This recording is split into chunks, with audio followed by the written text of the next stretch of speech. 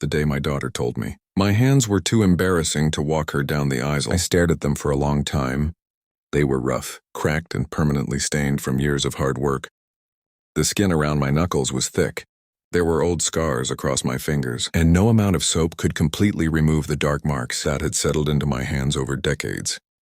But those hands had held her when she was born. They had carried her when she fell asleep in the car. They had worked double shifts to pay for her school clothes, her music lessons, and the little pink bicycle she begged for when she was 7. Those hands had never embarrassed me. Until my daughter looked at them and said, "Dad, I don't want people staring at your hands in the wedding photos." Her words didn't come with anger that somehow made them hurt even more. She said them quietly while we sat at a small cafe, discussing the final details of her wedding. Her mother had passed away years earlier, and I had always imagined that when my daughter got married, I would be the one standing beside her. I had pictured holding her arm, walking slowly down the aisle and giving her hand to the man she loved. It was one of the few dreams I had carried for years, without ever speaking about it. Then she placed her coffee cup on the table and looked down, "Dad." She said, "I need to ask you something, and I don't want you to take it the wrong way." I smiled. That sentence usually means I'm going to take it the wrong way. She didn't laugh. "My stepfather has been in my life for a long time." She continued, "He helped Mom raise me. He's more polished and he knows how to handle formal events. I think it would look better if he walked me down the aisle." I tried to understand look better. I asked. She hesitated. Then she looked directly at my hands. "Your hands are so rough, Dad. They're always dirty from work. The photographer will be taking close pictures. I don't want people to notice them. I don't want the pictures to look embarrassing." For several seconds, I didn't say anything. The cafe was full of people talking, laughing and moving around us, but I heard nothing. I could only see my hands resting on the table. I remembered every job those hands had done. After her mother died, I became both parents. I worked construction during the day and repaired equipment at night. Sometimes I came home after midnight exhausted and covered in dust, but I still checked on my daughter before sleeping. When she needed money for college, I sold the old truck I had spent years restoring. When she wanted to study abroad for one semester, I took extra work through the winter. When she called me crying because her first boyfriend had broken her heart, these were the hands that wiped away her tears, and now she was ashamed of them. I slowly folded my hands together. "If that's what you want," I said, "then your stepfather can walk you down the aisle." Her eyes widened. "You're not angry?" "No," I replied. "It's your wedding," but I was angry not because she chose him. I was hurt because she believed my hands represented something shameful. I left the cafe without finishing my coffee. For the next few weeks, I stayed quiet. I helped whenever she asked. I paid for the final balance on the wedding venue because I had promised I would. I covered the florist's bill after the original budget became too expensive. I even paid for part of the photographer's package, but I stopped talking about the wedding. I didn't ask about the ceremony. I didn't ask what song she had chosen for the father-daughter dance. I didn't ask where I would be sitting. Then one evening she called, "Dad, we need to talk about the wedding." "Okay, there's something else." "I waited. My stepfather will walk me down the aisle." She said, "But I still want you to give a speech at the reception." I almost laughed. "You want me to stand in front of everyone?" "Yes, you're my biological father. It would mean a lot, and my hands won't embarrass you." Then the line became silent. "Dad, that's not what I meant. It sounded like that you're making this bigger than it is." "No," I said. "I'm finally understanding how big it has always been." She became frustrated. "I'm trying to make everyone happy." "No," I answered. "You're trying to make the wedding look perfect." Then I ended the call. The wedding day arrived 3 weeks later. I wore the best suit I owned. It was old but clean and carefully pressed. Before leaving the house, I looked at my hands again for the first time in years. I tried to hide them. I put on a pair of thin formal gloves. Then I removed them. Those were my hands. I had earned every scar at the church.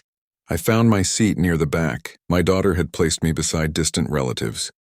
Her stepfather stood at the entrance wearing an expensive suit. When the music began, everyone turned. My daughter appeared at the end of the aisle. She looked beautiful. Her stepfather held her arm, and together they began walking toward the front. People smiled. Some guests wiped tears from their eyes. I sat quietly. I told myself I was happy for her. But when she reached the altar, she looked across the room and saw me. For a moment her smile disappeared. I raised my hand and gave her a small wave. Then the ceremony continued. At the reception, the guests ate, danced, and congratulated the newly married couple. My daughter eventually came to my table. "Dad," she said, "are you ready for your speech?" I looked toward the stage. Her face fell. I promised to help with your wedding." "I did, but I want you to say something." "You wanted my words," I said. "You just didn't want my hands." Her eyes filled with tears. "Dad, please." I stood slowly. Everyone nearby became quiet. Then I walked toward the stage. I didn't take the microphone. Immediately, I looked around the room and saw my daughter standing beside her husband. Finally, I spoke. My daughter was born on a cold morning many years ago. When the nurse placed her in my arms, I was terrified. I had never held something so small and precious. I raised my hands. These hands held her for the first time. The room became silent. These hands worked when I was tired. They built things, repaired things, carried heavy things, and sometimes came home covered in dirt. They were never soft, but they always tried to protect her. My daughter covered her mouth. When her mother passed away, I promised I would give my daughter every opportunity I could. I didn't always know what I was doing, but I worked until my hands hurt because I believed she deserved a better life. I looked at my daughter today. She chose someone else to walk her down the aisle. That was her decision, and I respect it. People shifted uncomfortably, but I want her to know something. I held my hands in front of me. I have never been ashamed of these hands. They may be rough, but they are honest. They may be scarred, but every scar has a story. And every time I looked at them, I remembered that I had spent my life trying to give my daughter the future she deserved. My daughter began crying. "I hope your marriage brings you happiness." I continued, "I hope you build a beautiful home. And someday, if you have a child, you may understand that a parent's hands are not judged by how they look. They are remembered for what they do." Then I placed the microphone down. I didn't wait for applause. I walked toward the exit. Before I reached the door, I heard my daughter call my name, "Dad."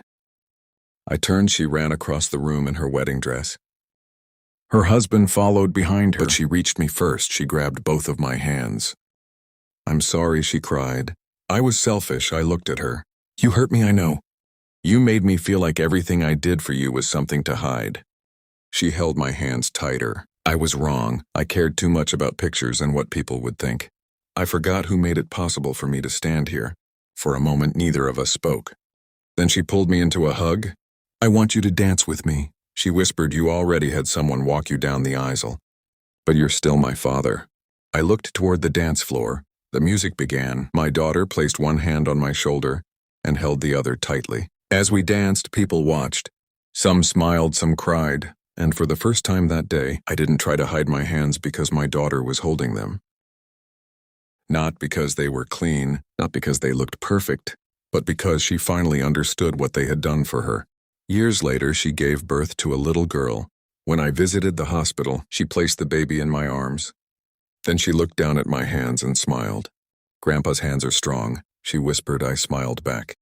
They were still rough, they were still scarred, but they were no longer embarrassing. They were a reminder that love does not always look polished. Sometimes love looks like tired hands coming home late. Sometimes it looks like worn skin, old scars and years of sacrifice.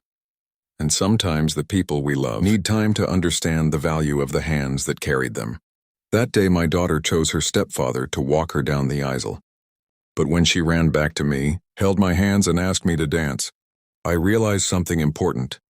Being a father was never about where I stood during the ceremony. It was about being there long after the music ended,